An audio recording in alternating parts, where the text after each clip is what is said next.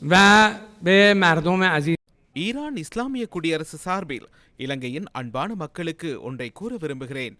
எமது இரு நாடுகளுக்கும் இடையிலான அரசியல், பொருளாதார, வர்த்தக மற்றும் கலாச்சார உறவுகளை விரிவுபடுத்துவதற்கு கட்டுப்பாடுகள் அல்லது தடைகள் இல்லை. ஈரான் இஸ்லாமிய குடியரசும் இலங்கை அரசாங்கமும் புரிந்துணர்வோடு தீர்மானமிக்க மற்றும் உறுதியான நடவடிக்கைகளை மேற்கொள்வதை நான் கூற வேண்டியுள்ளது.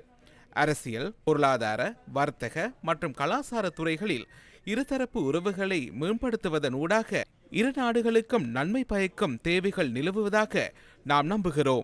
نفع دو کشور و دو ملت خواهد بود انشاءالله. Ladies and gentlemen, எமது ஒத்துழைப்புக்கு மத்தியில் கடந்த வருடம் பொருளாதார நெருக்கடியின் பின்னர் இலங்கையின் கடன் மறுசீரமைப்பு செயற்பாட்டிற்கு ஈரான் இஸ்லாமிய குடியரசு வழங்கிய ஒத்துழைப்பு தொடர்பாக நாம் எமது நன்றிகளை கூற விரும்புகிறோம். இலங்கையின் அண்மைக்கால பொருளாதார ஸ்திரைநிலை மற்றும் வளமை நிலை தொடர்பாக நான் ஜனாதிபதி ரைசிக்கு அறிவித்ததுடன் இலங்கையின் எதிர்கால முன்னேற்றம் மற்றும் சுபீட்சம் தொடர்பாக ஜனாதிபதி ரைசி ஒத்துழைப்பை வெளிப்படுத்தினார்.